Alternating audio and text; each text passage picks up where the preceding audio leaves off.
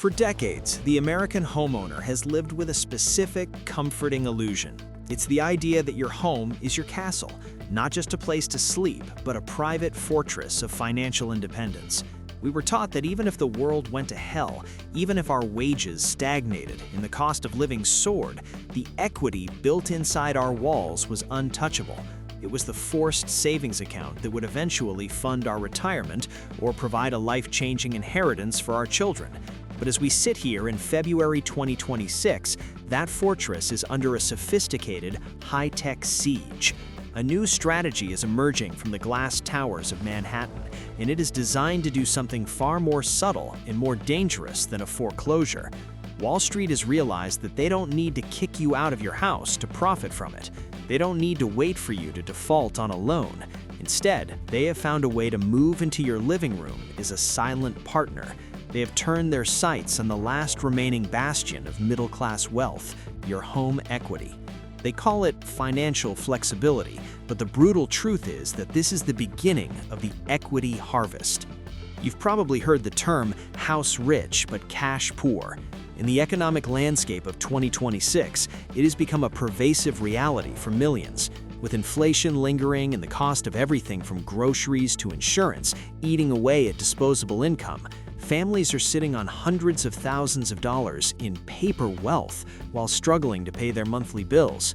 To Wall Street, this gap between your property value and your bank balance is not a problem to be solved. It is an opportunity to be exploited.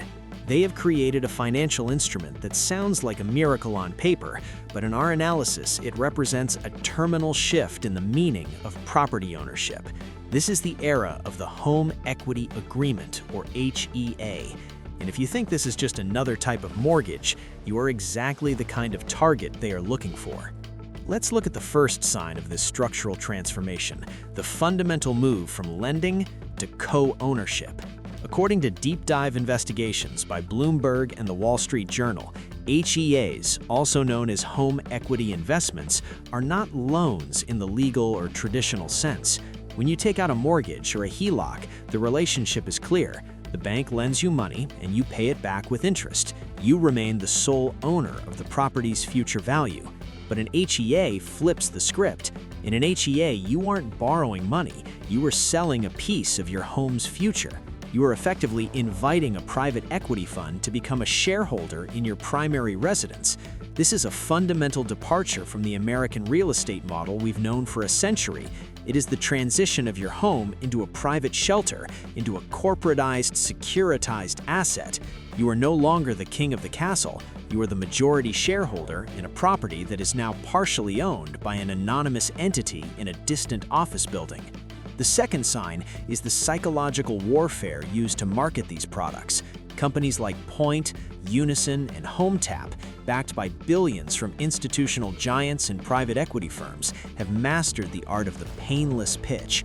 Their marketing is surgically targeted at the 25 to 44-year-old demographic, the squeezed generation that is trying to balance childcare, aging parents, and a volatile economy. The bait is incredibly powerful. No monthly payments, no interest, no credit score requirements. For a family under pressure, this feels like a debt-free lifeline. It's presented as your money unlocked. But we must ask the brutal question, why would a multi-billion-dollar fund give you $100,000 today if they didn't expect to extract much more from you tomorrow? The no-interest claim is a semantic trick. While there is no interest rate attached to the cash, there is a massive appreciation share attached to the property. By removing the immediate pain of monthly payments, they are blinding you to the long-term amputation of your wealth. They are banking on your need for immediate liquidity to mask the fact that you are selling your future at a massive discount. This leads us to the third sign, the asset harvest in the rise of equity securitization.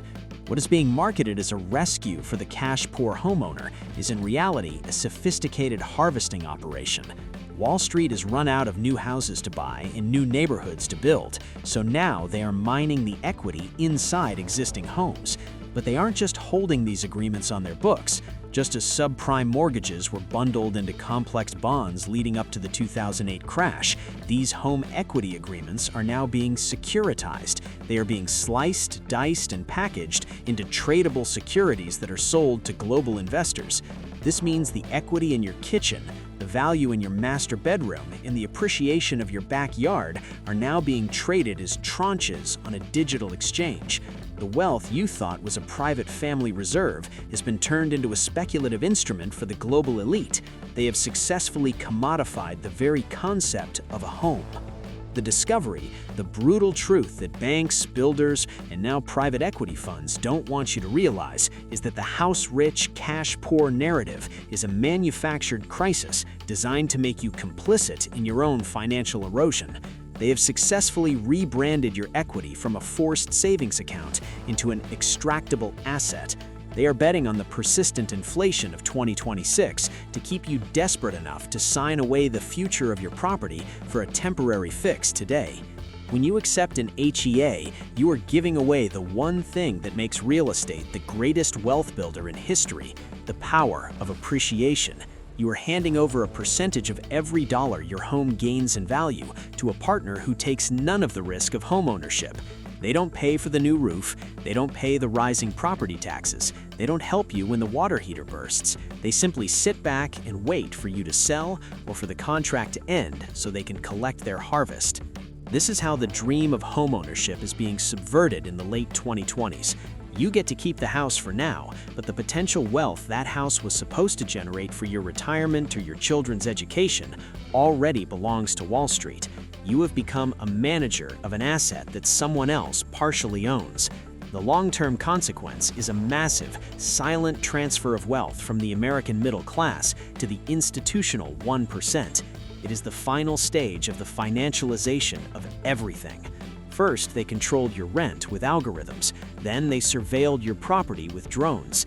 Then they bought your neighborhoods and your builders. And now they have found a way to reach through your front door and take a bite out of the equity you worked decades to build. They are turning a nation of owners into a nation of equity tenants. The move from loan to co-ownership is a line in the sand. It is a fundamental shift in the social contract of property. We have to ask ourselves, what happens to a society when the very walls of its homes are owned by anonymous shareholders? What happens to generational wealth when every house comes with a corporate partner who gets paid before the kids do? The system is banking on your silence and your need for quick cash.